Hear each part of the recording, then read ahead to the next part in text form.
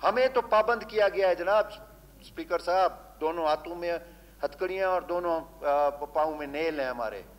रियासत हमें आजाद करे, हम इनको देखते हैं। अकेले आप ठेकेदार हो, कौन सी आजादी की बात करते हो? आप पे कौन सी पाबंदी है? मैं चैलेंज करता हूं कि ये मेरे इलाके में ये तराना बजा के दिखाएं। उस सिपाही का क्या कसूर है जो आपके समंदर के किनारे पर आपके मुल्क की मईशत की हिफाजत कर रहा है? क्या इस जमीन का कोई टुकड़ा आज तक कोई पंजाबी, कोई सिंधी, कोई पठान उठा के ले गया है? ये उनका सोशल बाइकाट करें, उनका हर लिहाज से रास्ता काटें। आप देखेंगे कि 2 महीने में अगर जहां पे बलूचिस्तान में अमन कायम नहीं हुआ, आप मुझे सरेआम फांसी लगा देना। इतने ताकतवर नहीं है, चंद मुट्ठी भर लोग हैं जो दूसरों के टुकड़ों पे पल रहे हैं। जनाब स्पीकर साहब, ये तो एक ये थी बात यह है कि ये ऐवान सूबे का सबसे मुकद्दस जगह है। यहाँ कानून बनता है, यहाँ पे लोगों के मसाइल उठाए जाते हैं। अब हम तो बोल लेते हैं, हमसे पहले दोस्त कह रहे थे बिजली का मसला है, एजुकेशन का मसला है, तो लेकिन मेरा ख्याल है कि यहाँ पे कोई ऐसी शख्सियत नहीं है जिसके गोश गुजार किया जाए कि जी आप ये करें, और हर चीज़ हम चेयर पे डाल रहे हैं कि जी आप किसको चीफ को भी बुलाएं, HEC को भी बुलाएं, वाइस चांसलर को भी बुलाएं, गवर्नर साहब के भी गोश गुजार करें। तो मेरा ख्याल है कि आप इस चीज़ को थोड़ा सा सीरियस लेंगे और आइंदा के लिए एक डायरेक्शन पास करेंगे कि चाहे वो रेगुलर इजलास हो जिसमें सवालों के जवाब होते हैं, या जैसे अभी करारदादें आई हुई हैं, मोजेस मेंबरों ने ये करारदादें लाई हैं। अब मेरा ख्याल है एक से एक करारदाद अपनी जगह पे डन है। आपका पॉइंट नोटेड है, इंशाल्लाह इसके ऊपर अमल होगा जी। Thank you very much. जनाब स्पीकर साहब, मेरा गला भी ख़राब है, मैं एक शेर से शुरू करता हूँ। कहता है जुल्म फिर जुल्म है, बढ़ता है तो मिट जाता है, खून फिर खून है, बहता है तो जम जाता है। मैं आपको एक छोटा सा वाकया सुनाऊं। मैं पिछले दिनों जर्मनी में था, बाजार में हम शॉपिंग के लिए जा रहे थे तो बहुत रश बना हुआ था एक जगह पे। तो मैं भी खड़ा हो गया, तो मैंने देखा कि एक वो आपका शायद तजर्बा होगा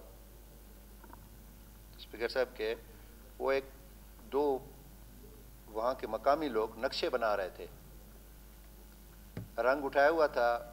तो मेरी डिमांड थी कि पाकिस्तान का नक्शा बना दें। वहाँ पे बहुत बड़ा एरिया था, इतना सा, उस पर वो नक्शे बना रहा था। तो फ़लस्तीन का भी था। मैंने डिमांड की, मैंने कहा पाकिस्तान, उसने पाकिस्तान का नक्शा बनाया। मेरे पास कुछ सिक्के थे डाले, कुछ 2-4 पाकिस्तानी वहाँ पे खड़े थे। आप यकीन करें कि वहाँ पे फ़लस्तीन का नक्शा जो बना हुआ था, अच्छा उसका वो इनकम का जरिया था, आपने देखा है ये चीज़ें। वो जितने एरिया में उसका नक्शा बना हुआ था, मेरा ख्याल है वो ढक चुका था सिक्कों के साथ। लोगों ने इतने सिक्के उस पर डाले हुए थे। ये नहीं है कि कोई फ़लस्तीन कोई बहैसियत मुसलमान उन्होंने डाले थे वहाँ पे यहूदी भी थे, ईसाई भी थे, दुनिया के हर मज़हब के लोग थे। लेकिन किस वजह से डाले थे कि वो मजलूम है, उन पे जुल्म हो रहा है। यहाँ पे हम करारदादें लाते हैं। आज सुबह मैं टीवी में देख रहा था कि पूरे उम्मत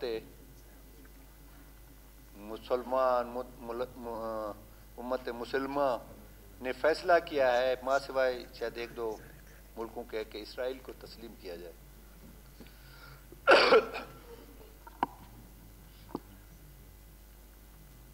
मैं तो कहूँगा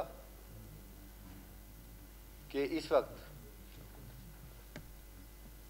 कौन सा इस्लामी मुल्क 1-2 के अलावा पाकिस्तान सर फहरिस्त है, जिसमें जैसे मौलाना साहब ने कहा कि हमने चंदे भी इकट्ठे किए, हमारे वफूद भी वहाँ पे हैं, हमारे कैंप भी वहाँ पे हैं जमात इस्लामी के।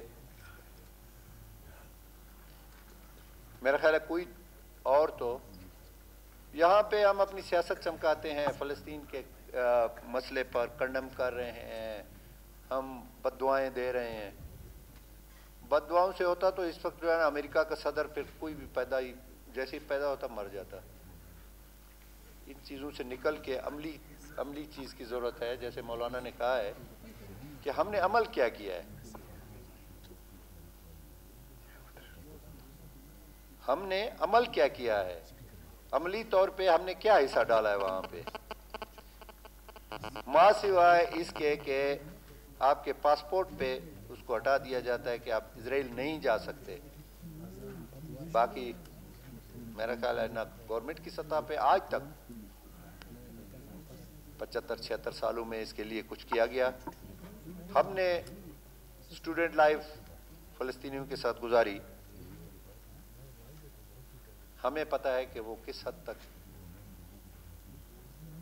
उनका सिलसिला था, किस हद तक कुर्बानी दी। तो मैं गुजारिश करूंगा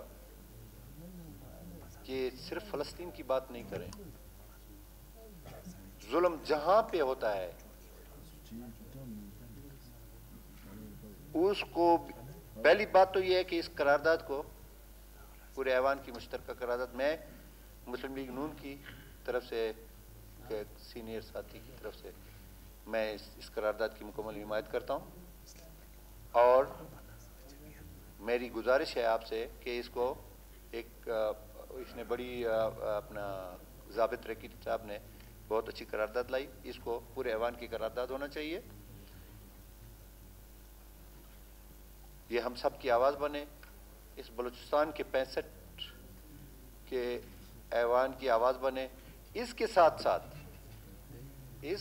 साथ जुल्म, आज अगर एक आपके सोशल मीडिया पर, जनाब स्पीकर साहब मैं कोई जज्बाती बात नहीं कर रहा हूँ, कहते हैं जहाँ पे आग जलती है ना उस जगह को पता होता है कि गर्माइश क्या है। आप एक फ़लस्तीन के बच्चे की लाश उसके बाप माँ भाई उठा के ले जा रहे हैं, सोशल मीडिया पे और टीवी पे आप देखते हैं। इस बलूचिस्तान में इस सरजमीन की जो हिफाजत कर रहे हैं, जब उनको शहीद किया जाता है, उनके भी तो ऐसे छोटे छोटे बच्चे हैं। क्या ये जिहाद है या ये जुल्म है? आप उस बेवा से पूछें, जब वो अपने 2, 3, 4 मासूम बच्चों को रात को गोद में लेके रजाई में मुंह छुपा के रोती है, तो क्या वो जुल्म नहीं है? या आप उस बाप से पूछें जो अपने बेटे की कब्र पे खड़े होकर फख्र से कहता है कि मेरा बेटा शहीद हुआ है इस धरती के लिए, लेकिन अंदर से वो टूट चुका होता है, उस उम्र के उस हिस्से में होता है कि उसको अपने बच्चे की, बेटे की सहारा बनने की ज़रूरत होती है। वो उसी बेटे को अपने हाथों से लहद में उतार के और रात को एक कोने में बैठ के कमरे की लाइट बंद करके वो रोता है, तो क्या ये जुल्म नहीं है? क्या ये आवाज़ नहीं उठानी चाहिए? आखिर उस सिपाही का क्या कसूर है? उस सिपाही का क्या कसूर है जो आपके समंदर के किनारे पर आपके मुल्क की मईशत की हिफाजत कर रहा है? उस सिपाही का क्या कसूर है जो जिना रोड के या क्वेटे की बाजारों में खड़ा है, आप रमजान की खरीदारी करते हैं, वो आपकी हिफाजत पे खड़ा है और उसको शहीद कर दिया जाता है। उसके बच्चे इस रमजान में या ईद पे मातम कर रहे होते हैं, जबकि आप नए कपड़े और नई नई चीजों की खरीदारी कर रहे होते हैं। या उस यतीम बच्चों का, उस बेवा का, उस मजलूम बाप और मां का क्या कसूर है कि आपकी रिसोर्सेज पर वो आपके काम आएंगी, आपके काम आ रही हैं, उसकी हिफाजत पर खड़ा है और उसको शहीद किया जाता है। उसके बूढ़े वालिदैन, चाहे वो पंजाब से हैं, बलूचिस्तान से हैं, केपी से हैं या सिंध से हैं, वो ईद की बजाय मातम करते हैं। तो मैं अर्ज करूंगा जनाब स्पीकर साहब कि एक फ़लस्तीन की बात जरूर है, वहां जुल्म है,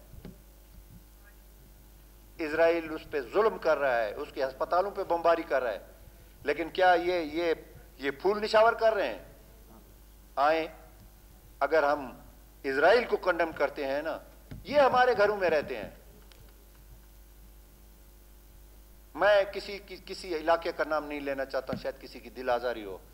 मैं कहता हूं अगर बारखान में कोई दहशतगर्द रहता है तो मेरे इलाके में रहता है, और मैं गुजारिश करूंगा कि वो बारखान के अवाम उसके खानदान का बाइकाट करें, उसकी लाइफ लाइन काटें कि क्यों कर रहे हो। क्या इस जमीन का कोई टुकड़ा आज तक कोई पंजाबी, कोई सिंधी, कोई पठान उठा के ले गया है? ये धरती यहां पे कायम दायम है, इसी पर आप रहते हैं, इसी के आप बादशाह हैं, और आप इसी धरती पर आप नहीं देखते कि जब आप ब्लास्ट करते हैं, आप नहीं देखते जब आप सुसाइडर बनते हैं कि कौन मर रहा है। क्या पिछले दिनों जितने मकरान में वाकयात हुए, लोकल मरे नहीं मरे? क्या वो इस धरती के बाशिंदे थे नहीं थे? अकेले आप ठेकेदार हो? कौन सी आजादी की बात करते हो? आप पे कौन सी पाबंदी है? कौन से इदारा आपके लिए बंद पड़ा हुआ है? क्या बलूचिस्तान यूनिवर्सिटी बंद पड़ी हुई है? बोलान मेडिकल कॉलेज बंद पड़ा हुआ है? या जो बलूचिस्तान में या पंजाब के कॉलेजेस हैं, क्या आप लोग नहीं पढ़ रहे वहां पे? आप गैर के एजेंट बन के इस धरती को आप नुकसान दे रहे हैं। तो जिस तरीके से फलस्तीन का नुकसान हो रहा है, इसी तरीके से बलूचिस्तान भी इस वक्त मजलूम है। तो मैं चाहूंगा, मेरी ये ख्वाहिश है जनाब स्पीकर साहब, मेरी ऐवान से गुजारिश है कि जैसे हम फलस्तीन को एक मजलूम रियासत के तौर पर देख रहे हैं, ये सूबा भी उससे ज्यादा मजलूम है। हमें तरक्की की राह, हमें रोडों पर नहीं छोड़ा जाता, हमें हमारी मिनरल्स नहीं निकालने दी जाती, हमें इलेक्शन नहीं लड़ने दिया जाता कि हम लोगों की आवाज बन के इस ऐवान में पहुंचे। मेरे इलाके में, देराबुक्टी में, कोलू में, मकरान पूरे डिवीजन में रॉकेट मारे, बम मारे, लोगों को शहीद किया। मेरा जिगरी दोस्त, मेरी जान है वो, आज भी वो जो है ना जेर इलाज है कराची में, है या नहीं है असलम? उसका क्या कसूर है? उसका यह कसूर है कि वो इस रियासत, इस पाकिस्तान को कहता है कि पाकिस्तान है तो है, पाकिस्तान नहीं है तो हम भी नहीं है। उसका यह कसूर है। क्या वो बलोच नहीं है? आप उससे ज्यादा वफादार बलोच हैं इस धरती के। हमें तो पाबंद किया गया है जनाब स्पीकर साहब, दोनों हाथों में हथकड़ियां और दोनों पांव में नेल हैं हमारे। रियासत हमें आजाद करे, हम इनको देखते हैं। रात में देख रहा था, सोशल मीडिया पे चल रहा है कि जी कोलू में आजादी का तराना चल रहा है फुटबॉल मैच में। एफसी का कमांडेंट उसमें चीफ गेस्ट है, पता नहीं फैक है या क्या है, सोशल मीडिया पे चला है। मैंने अपने दोस्त मेरे वडेरे और खेतान में मैंने कहा आज तक मैं चैलेंज करता हूं कि ये मेरे इलाके में ये तराना बजा के दिखाएं। तो मेरी गुजारिश ये है जनाब स्पीकर साहब कि जिस इलाके में ये दहशतगर्द हैं, उस इलाके के अवाम उठ खड़े हों, रियासत उनके साथ खड़ी है, इदारे उनके साथ खड़े हैं, लॉ इन्फोर्सिंग एजेंसीज उनके साथ खड़ी हैं। लेकिन जितने तक लोकल ऑन बोर्ड नहीं होंगे, ये दहशतगर्दी कभी खत्म नहीं होगी। उनका सोशल बाइकाट करें, उनका हर लिहाज से रास्ता काटें। आप देखेंगे कि 2 महीने में अगर जहां पे बलूचिस्तान में अमन कायम नहीं हुआ, आप मुझे सरेआम फांसी लगा देना। इतने ताकतवर नहीं है, चंद मुट्ठी भर लोग हैं जो दूसरों के टुकड़ों पे पल रहे हैं। उनमें ये जुर्रत नहीं है कि इस धरती को जो है ना, यहाँ पे खेत खलियान आबाद करें या इसके मादनियात को आबाद करें या यहाँ पे कोई काम कर, मुफ्त की रोटियां तोड़ के दूसरों के एजेंट बन के, और मार किसको रहे हैं? इस धरती के लोगों को, इस पाकिस्तान के लोगों को। तो मैं आखिर में अर्ज करूंगा कि ये सिर्फ फलस्तीन की बात नहीं है। मैं ये नहीं कहता हूं कि मैं फलस्तीन की उन पे जुल्म नहीं हो रहा है, यस उन पे भी हो रहा है। ये 70, 75, 76 सालों से ये लोग ये बैरूनी आकाओं के एजेंट हमारे ऊपर जुल्म कर रहे हैं। तो ये चीजें, ये पूरा ऐवान सबको कंडेम करे और एक मुश्तरका करारदाद की सूरत में ये आए कि सोशल बाइकाट, हर अवामी नुमाइंदा जहां जहां से मुंतखब होके आया है, इनका सोशल बाइकाट करे, इनके साथ हम एक दूसरे को अच्छी तरह नाप तोल सकते हैं। थैंक यू मेरी आखिर में मैं इस करारदाद की